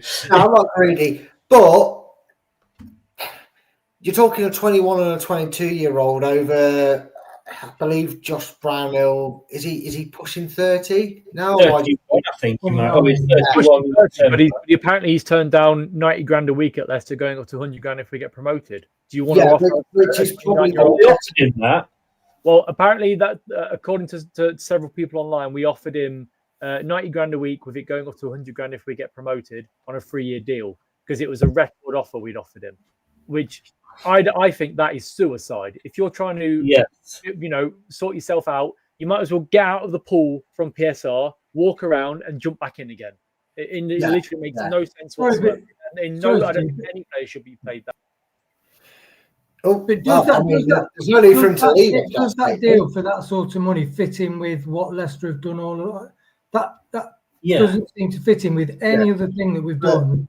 But to quickly go on that, I mean, even if the wage thing is true, which I've just seen another comment that's backed you up on that one, Steve, saying it along with the other reports of it, saying that he wanted to shed loads of wages. Taking that out of the equation, thinking long term, I don't. This squad. Yes, Begovic is there, and we've still got Vestergaard, but this squad, you've got to think 4 or 5 years in the future. Potentially, I don't know, with Canoes being one of them, players can come and go in an instant through the door. It's a lot more prominent these days than it ever was back in the days when there wasn't even a transfer window. Them days players even stood around longer. But the idea is you're trying to bring in these players, whether it's loan with a fee and, which is still a good deal and it's right because, like Steve said, it allows us to kind of go, that hasn't worked out, not for us. We're in Premier League, we're in Championship, wherever we are come May, we'll look elsewhere. Or bang, beautiful, we've got we've got a cheap deal for a couple of players. I'd rather look at bringing the 21 and 22-year-old in and thinking, get a 4-year deal. They do well, extend the contract, whatever. They'll be 25, 26 by the time that deal's got a year left on it, however long the contract is, because you take this as the loan as the 4-year deal after that. It's better for Leicester. We don't want to be having that. We're very well known in this division from other fans on social medias that have talked about us just performance-wise, talking about individuals like Wayne's favourite. I won't say his name because he'll get Wayne excited. But others on our team, we probably have an average age, if you took Begovic and RU and Vestergaard out of the team, we probably have an average age of 23 and a half. It can't be much higher than that if you took them 3 out of it. That's the mentor you want. You want a 4, 5, potentially, if you can, 6-year plan. You don't get that with Josh Brownhill. And it would be Harry Winks all over, but we're getting him on free with the wage demands, like Steve said. It's just not worth doing on that as well. And as Steve always says, Steve, don't you, where's your profit when you come to sell him? Exactly. There is no profit, that's the issue. If you sign a 29-year-old and give him 3 years, he's 31. Who's going to come on and offer him any sort of money? At least with these younger lads, okay, they might be a bit rawer, but you can mold them into the player you want them to be for the club. And then if they've done well, because that's another thing we were talking about this yesterday, Chris. If a manager does well for the club and he moves on, then he's done well for the club, and that's a positive. If the player is doing well for us and we sell him on for a profit, then great. That means that we're doing well as a club. There needs to be the cycle again where we bring in young players. We go to different markets, the Scandinavian market, the South American market, Australia, the Asian markets, and bringing young lads to think, okay, well, if we can get 2 or 3 years out of you and then sell you on for 30, 40, 50 million pounds, then do it. And then just be a constant cycle. So if you lose one player, you've already got on a short list 3 or 4 that you can replace them with. that, and that's how the club should be doing it. We're not a Manchester United or a Chelsea or an Arsenal. We need to be feeding in the same pools as the Brighton and the Bournemouth and these sort of clubs that are ran well. And I hope to think that this summer the club has had a kick up the arse. They realise that, okay, what we did in the past isn't working. We need to fall back to how we were previously. And then we carry on working on that with Martin Glover, who, okay, last summer, I don't blame him for the IU or D Cordova transfers, because his whole mantra when he came in was young lads. That's why we got Hermansen and Fatawu. And it looks like now that we're using him a bit more and we're signing younger lads that actually want to be here at the club. Totally. Half an hour under to go now. Do you reckon, Wayne, we can get these two across the line? I think so, Chris. I think with both of them, I could see they really wanted to come to. It's interesting. The last game, our average age was, even with those players in, was I think 21 or 22. That was the average age of the last matchday squad, which is absolutely insane. But when you got a 16 and 17-year-old kids having an assist each, so I'm all for, I love Mongar, I love the academy kids. My only thing with Brownhill was, I do think, like Vardy at 30, Brownhill is an anomaly and an unusual specimen, as in over the last 2 years he's gotten a goal and assist every other game. I know some fans are saying that, why would we be paying him £90,000 a week? As time goes on, we might get him for £50,000 a week or whatever. And what I would say is, I know Manny's a big, like Mavadidi, play the young kids, but I'm sorry, but Mavadidi's output at 27 years old, he's not really done it for Leicester, apart from one season in the Championship. But in that sense, Brownhill has only actually really hit double figures once in his career, and that was last season. So, if you take that out, he hasn't hit more than, I think, 8 goals was his max in a previous season before that. Is it worth giving him 5 assists? If you average out his last 2 seasons, they average a goal or assist every other game, and that's for the last 2 seasons. Yes, but you have to remember that one of those seasons was in the Premier League and they were awful. So the second season he's doing a lot of heavy lifting in that stat. I don't think he's worth anywhere near the amount of money that he wants to come and sign for this club. And if he's already rejected that, then why should we go back in and offer him another deal? I just don't think he fits the remit of the club now. It's suicide to give that sort of player that sort of money when he's only had one good season realistically in his career. I was very interested. And also, he turned down a deal at Burnley when he was captain and offered 60 grand a week to try and find a different club that's going to give him more. And we've been burnt before by players that have come to here and using it as a retirement home to earn significant amount of money and stink up the place if he hasn't got what he wants. It just totally. And I was going to say exactly the same. I mean, when you turn down 60 grand a week, the chance to play in the Premier League as a captain of a club, I was all for him until I found out he'd turned 60 grand a week down. And I'm thinking, maybe this isn't the guy for us, But sorry, Wayne, you were going to say? Yeah, the only thing I get what Steve's saying. He's not my type of player that I want for Leicester, and I think it's like Mavadidi. I just, if people are not producing for the side, get rid of them. It doesn't matter whether you're young, like Daka and Samare, with 2 of the European lights for what their potentially careers could be. We signed them and they haven't worked out. So just age doesn't depict whether somebody is useful to the club or not. And the one thing with the internet, with the rumours, and a lot of it gets, there's a thing that say, if you, like the Tories, if you state a lie often enough, people will believe it to be true. And that's literally social media. So a lot of times you find out afterwards, somebody in their autobiography tells you the backstory, and it was nothing like the news that was on social media. So I would say, with regards to wages and what people, saying in negotiations, I would take that with a pinch of salt. Oh, yeah. All I was saying for me was that I'd asked Dan how much he was on. Yeah. Because, and he wasn't on that. He was on less, but he was offered that. Something here that's just popped up, Brad. Man United and Arsenal have possibly put, and again, this is not from a reputable site, but have put in offers for Louis Page. Yeah, well, I've actually just seen that from a thing that you don't like, but is fairly reputable. Site that's actually said that we have fended off them offers. We've just point blank fended them Yeah, off. it says back. I'm looking at Football League World, which I don't mind because I write for them. I've got to say that. I think, to be honest with you, it's quite easy to dictate these sort of stories when it's like 4 or 5 sources that are reliable get them out. I think it's needed, and that would be my biggest thing. Can we, and let's say we don't get these 2 players in, and they could be late announcements. Like you said, if they're getting done late, just because the window closes doesn't mean we don't get these players through. But the cherry on top could be adding Lewis Page to a contract, because we know he apparently turned us down. There was rumours that he weren't going to sign, but we've heard that he does maybe want to sign if he's still at the window.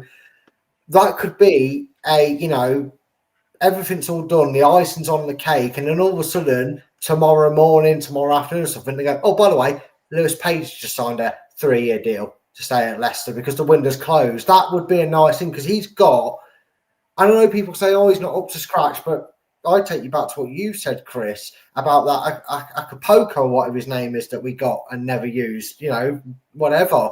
Didn't they go loco down in there? They did. They really did. That's why I said it, Chris. I knew you'd clock on. Well done, mate. 10 points to Gryffindor for you, mate. But no, my point is, people saying, oh, he's not up to scratch. He's not ready for this push. He's 17. Be ready is kind of the mantra. Give him. I'm not saying play him every week. You're going to treat him like you do Monga. Give him 15 starts and 15 sub appearances this season. He's 17. Get him thinking, well, if Monga can and I'm getting games, this might be where my future is, and get him signed. That'd be great news. I'm glad we've fended off offers straight off the bat for it. Do you have any news on that, Steve, about Louis Page? And did he ever sign? Because he did turn one down, didn't he? So no, if you look what he put on Instagram, he said that he was negotiating with the club. There wasn't actually any sort of turning down of contracts. That was from him himself. So I imagine that we fended it because he's 17, so he's already signed a professional deal at the club anyway. The only thing that I would say now is it looks like that potentially he's starting games and he's playing football, that he can see a pathway. So potentially signing a new deal. I'm confident that he stays anyway. A bit like Mongo, I think Louis Page he's a Leicester lad. He supports the club, so as long as he's playing football, he's happy. But I can see give it 2 or 3 years, and he'll be playing for one of the bigger clubs anyway. So why rush it? Interestingly, we were talking about Dan earlier, and he has just posted. He posted earlier with the news that Aaron Ramsey potentially leaves on loan. Does that mean Trezor is set to stay and play? I've no idea who Trezor is, but so even at his end, they obviously know he is going to be leaving. Why, Steve? Why are they taking so bloody long in doing this? I mean, we literally have got 21 minutes left. It's all registration, isn't it? You have to bear in mind that the FA are going to be very, very, or EFL, I guess, will be very, very busy with everyone trying to put in their own paperwork at the same time. So, I've been told that the medicals are done, all the paperwork is signed. It's just a case of taking the media photos and waiting for the EFL to give the green light. I think we'll be okay. You'll hear it within the next sort of 10, 15 minutes that they've both signed for sure. Well, if you don't, we'll come and have you. If you don't, I want to see Leicester with 3 minutes to go posting double trouble incoming, and then and then a video upload of them both signing shirts. Yeah. I mean, it's like when you buy it. Sorry, it's like when you buy a house. You say, "Yeah, I'd like to buy your house. How much? Yeah, great." Then you have to say, "Well, what things are you leaving in the house?" And all the little stuff, all the fine details of the contract, which you've got to get sorted out. It's boring, but can we also agree that the funniest thing to happen this transfer window is Eric Ten Hag got sacked? That was like that's fair play to Bayern because they've realised that they've made a mistake hiring and sack him at the first opportunity. Pay him off and bring somebody else in. So I think that's something that you won't see in football clubs nowadays. I think the club realised they made a mistake with Steve Cooper back in the summer, but went, okay, well, we're going to keep him for as long because he's here now, and nobody else wanted the job. And it was only because Ruud won 2 games against us when we were terrible that he got the job anyway. Yeah. So, you know, at least they've admitted they've made a mistake and they're trying to rectify it now. Just a sidetrack a minute, but as we brought this up, and I'm really going to not enjoy this season anymore because I'm going to have a whole season without 4 goalkeepers. Exactly. Yes, you know me well, sir. You know me well. And we're going to enjoy this without hearing. And I had his name then. You said that, and I've lost his name. Mark Goldbridge going Rasmus because he has moved on to Napoli on a year's loan as well. So that he used to wind me up the way he said that. Is Manchester United the graveyard for managers? Because all these managers, sorry? And players as well. I think it's a great and players at the moment as well. But when you look how many managers, Eric Ten Hag was a pretty decent manager before they went for him. Amorim was doing very well before they went for him. How bad do you have to be now to get the manager's job at Man United? I think this season Man United will probably get in Europe. You look at the players, Cunha, Buemo, who's in my fancy football team. I'll get that mention in, Chris. He could have had an hat-trick on Saturday as well. Man United could have been 4 or 5 up at half-time. They are very competitive, super skillful. And I think this year they will kick on, to be honest. Yeah. Rob Tanner's back. Hello, Rob. He posted a couple of hours ago about Bilal. These 3 players we've signed then, Brad, and let's presume we're signing these 2 on loan. Do any of them start for you against Oxford? One of them definitely plays instead of Skip. One of them definitely comes into that role. Sorry, I felt a bit of sick come up in my mouth then because no, not because of Skip. They've got Nottingham Forest on the screen. Oh, yeah, that's a horrible sight. I feel your pain, Chris. I need a drink. And maybe, Chris, they do come in because, we go back to Lewis Page. He's going to be a season of progress for him, assuming that, that little flutter, can we? No, okay, sorry, has kind of squashed that happening and, things progress well with talks of a contract. He's going to find himself as a player that maybe gets Oxford game, but he might find himself on the bench because these players are coming in for them roles and them positions. You know where I stand on the other midfield pairing next to Skip and who it should be. So take Skip out of the equation, have him on the bench, put these new guys in, and then you've got that fuel and that fire to put on and change things up like we've already seen in these first 4 league games. Cifuentes likes to do to kind of either shore up a 1-0 win or really go at them and try and get a win late on sort of thing. You've got Lewis Page to come off the bench. That's frightening to have someone who's got that pace that he has to come on the pitch. He's got pace. He's going under the radar because this is obviously the Monga season. We all know that. It all focuses on him. But that first goal, that alertness and reaction to the pace, he beats that defender who admittedly was flat-footed, but anyone else, he still gets that ball. If that's Harry Winks, that defender still has time to recover and get the ball. So I think he could, Chris. I think easily you could see at least them 2 starting. I just wonder, will he use the new striker as the RU role? Because I feel he's more of a player that you put on, take RU off. Maybe you go him and Daka up front. What if we have Stan Collymore and Heskey? What if we get the what if? There you go. I have to get it in once there, Chris. I have to get a what if in Daka. No, I'll give you that one. Interestingly, that I've just messaged Dan to see what he can tell us about Aaron Ramsey, obviously being a Burnley fan. But interestingly as well with Burnley, just a sidetrack, we're after their manager to manage the women's team, Wayne. And because he actually wants to come to Leicester. He used to be at Liverpool. He wants to come to Leicester, and because he wants to come, they put him on gardening leave.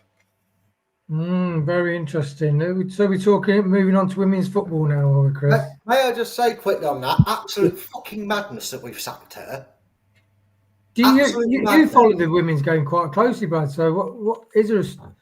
Literally nobody understands the reasoning behind it, because she kind of did what we're doing, what we're seeing this season with the men's squad. Not so much toxicity or terrorism, but we got rid of players that weren't showing they were capable of WSL, were finding themselves on the bench. She's kept players here. Cayman's a very good international for Belgium. Yes, she's 34, I think now, but she's that mainstay experienced player that you want in the dressing room. She's kept Rantalar. Sophie Howard has just signed for another year. She's gone for a 5th year here, but she got rid of players that weren't in. She promoted the youth, so she's following the Leicester mentor. All of a sudden, out of nowhere, sacked with a backroom staff. There wasn't, it wasn't an approach by a club. She didn't get sniped by a bigger club that needed a manager. It just seems the upward trajectory we had since that whole, ex-manager debacle. We won't go down that route. She had us on the protection, youngsters coming through, signing young talents, bringing them in from our academy, bringing in experience, keeping players here, moving players on that weren't doing good enough and weren't playing football and didn't want to see them just sitting on the bench and, go and enjoy your football, wish you all the best sort of thing.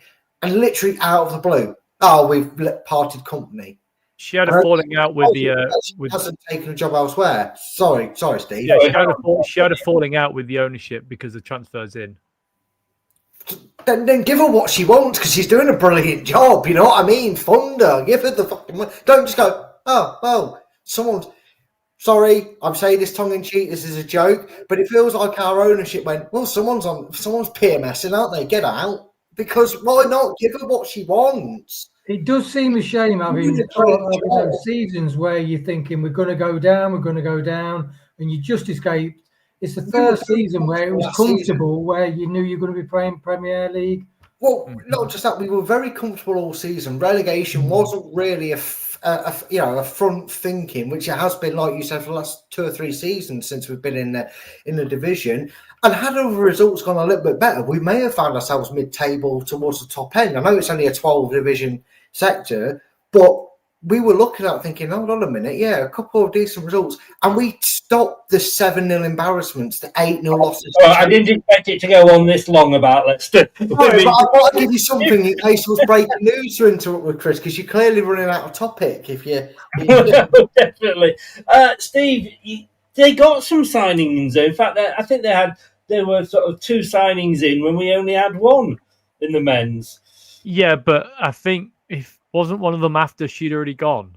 So look, I don't follow the women's football as closely as some other people. I'll be honest, there isn't enough hours in the day for me to watch all the football in the world anyway. And I agree. I want to say, how does your wife put up with you? Because you do a lot of this, don't you? Yes, I do a lot of this. I'm not going to lie. She's fine with it, to be fair. But I've been to a few of the women's games, and it's fine. There's a place for it, and I'm all for it entirely.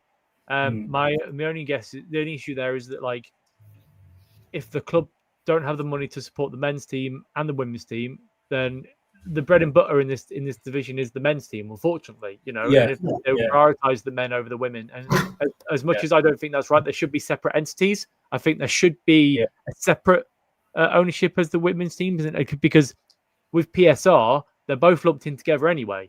So it doesn't make any sense where you should separate it, and have the women's team still playing at Beaver Drive, still using the stadium because they are a Leicester women's team, and back them separately.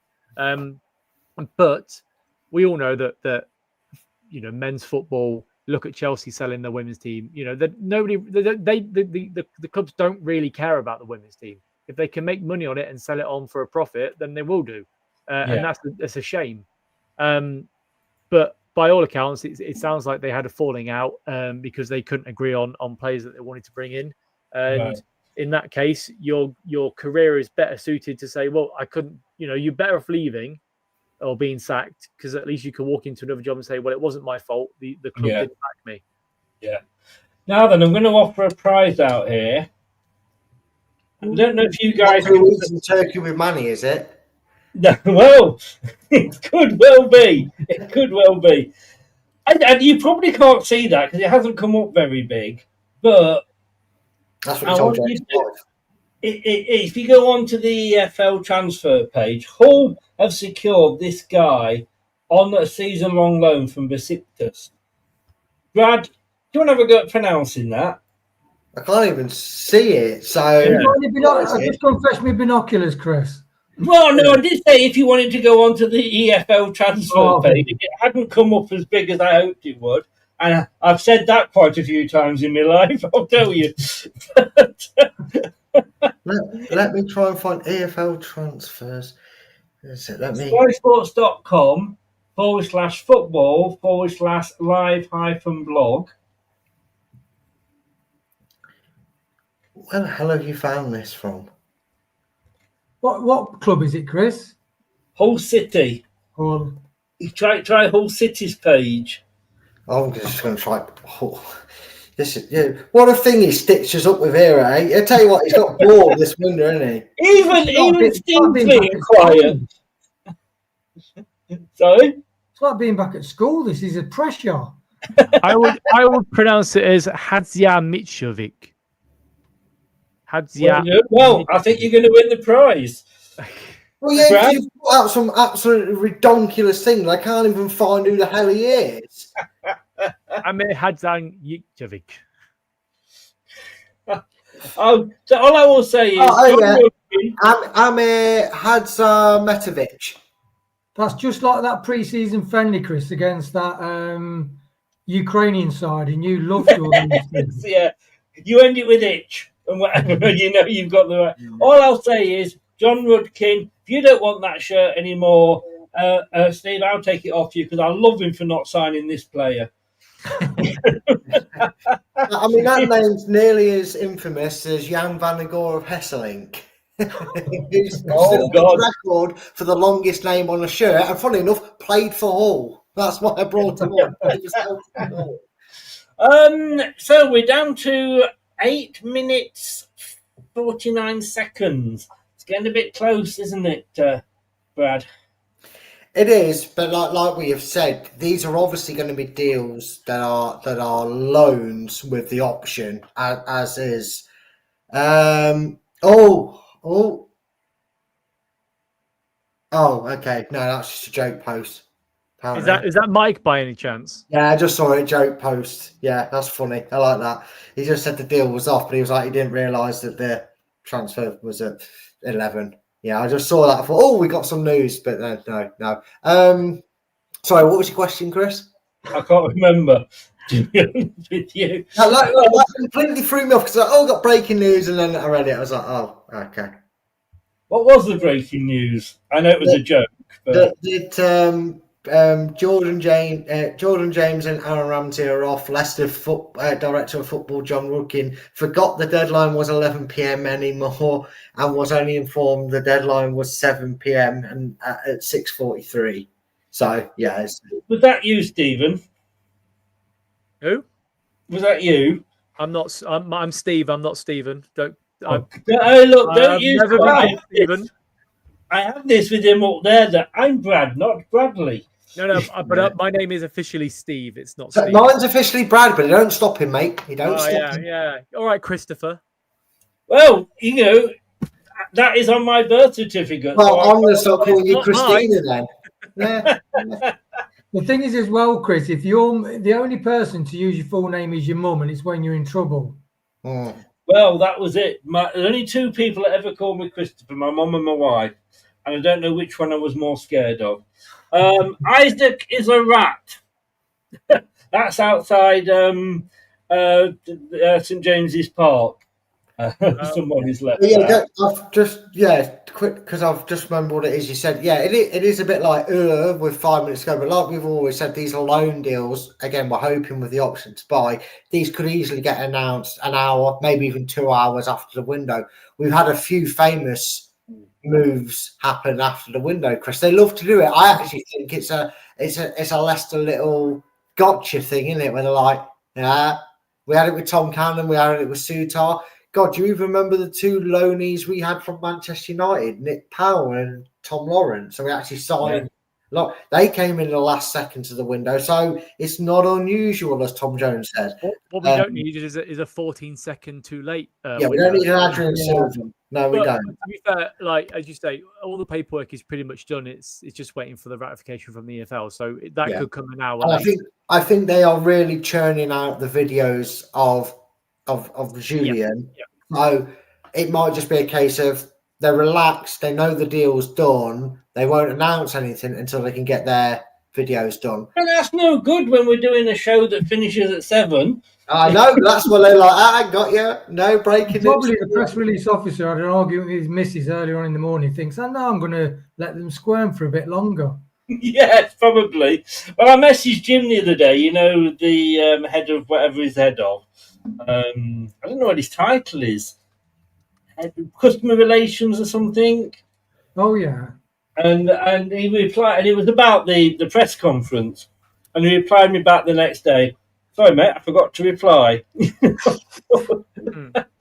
So, we were talking before, Chris. Freeze, we can sign up freeze, and also as regards to some of our younger players going on loan, if we get some of these signings across the board, is as long as it's going to a market that's still open, we can still send people out even after our transfer window closes. So if we want to send some of the young lads on loan, we can still do that.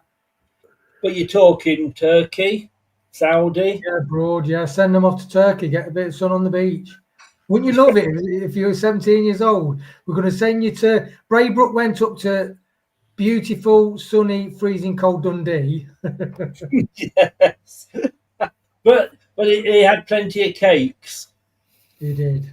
Yeah. I mean, you would not want to be sat on the bench at Dundee in the winter, would you? I mean... Steve... Not Fen, just Steve. I've just seen your post.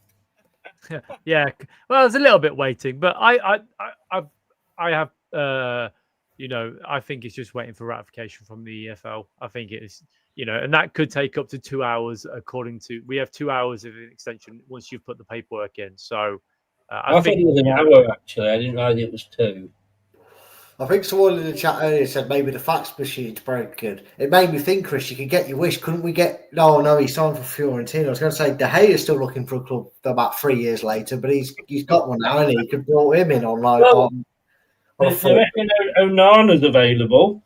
I'd rather have 2 keepers, please. That was enough. You would have 2 keepers, wouldn't you? That's the thing. But we're just winding down here. Nothing. So really, we're basically just like Liverpool, aren't we? Just waiting to see if we can get anybody else in. Oh, it's just come up now on Leicestershire Live. But even there are no further announcements. But even if there are no further announcements between now and 7 p.m., it doesn't mean it's all over. Not all over. They think it is, but it's not. There's still plenty that could happen this evening if the wheels are in motion for a transfer and a deal sheet is submitted. So it is an extra 2 hours, Steve. You're right. Beyond the deadline to get things tied up. Sorry, I'm sure it came up with a Leicester City logo just then, but oh no, it's just another post on Carranza. All right, Leicester City, can you pack it in now, please? We've had enough of this. Bring the new ones in. Forget the guy we've just signed. He's old news. Bring more in. You bastard. Right, I'm going to sorry, I'm going to have to interrupt because we're going to have to actually do this.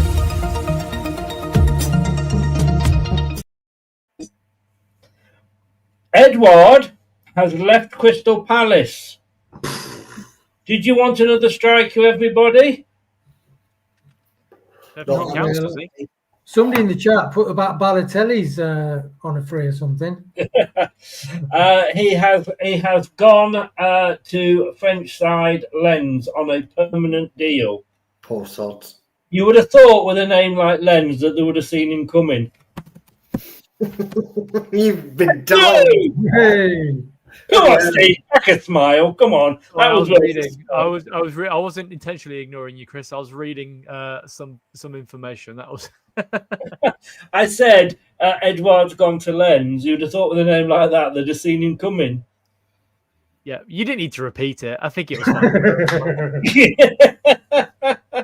Oh, you're not going to last long.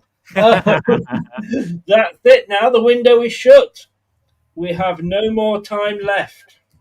So it's within the next 2 hours, Brad. Yeah, well, we'll soon find out. You know, when you're asking me for my player ratings and I'm about to shock you the world, and then you go breaking news. Yes, indeed. Guys, look, typical Leicester.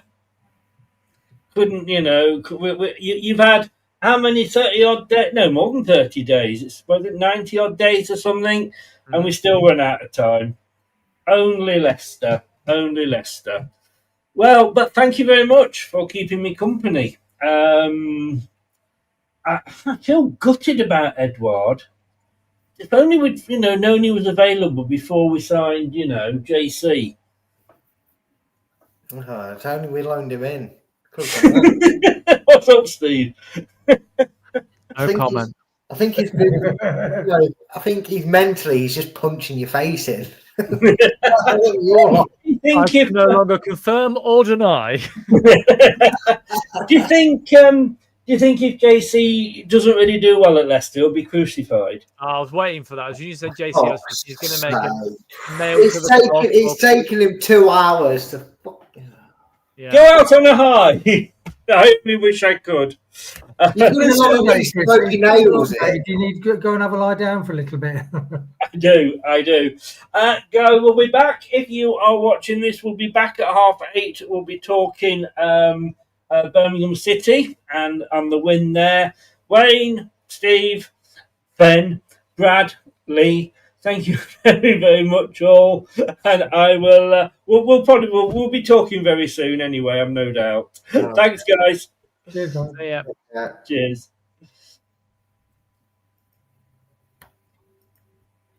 There we go. Thanks to the guys there and for their support. It was never going to be a busy one. It never is with Leicester, is it? But look, we've got a signing. We have a striker on board. And we've been linked with more strikers than Swan Vesta. Those that know. But thanks very much. 2 hours of our life we're not going to get back, but no, we have got a striker in. That is something good. Unfortunately, we didn't get rid of Daka. That is something bad. We'll be back. Like I say, don't go away. Stay with us. We'll be back at 8:30. Please like the show. Click the notification bell. And subscribe if you're new. We'll see you at 8:30. Thanks very much. And thanks to everybody who was listening via podcast. Take care. Bye-bye. Thanks for watching. These videos are tremendous. You'd better like them too, or I'll be back. This podcast is proud to be part of the TalkSport Fan Network. TalkSport. Powered by fans. That will conclude this evening's entertainment.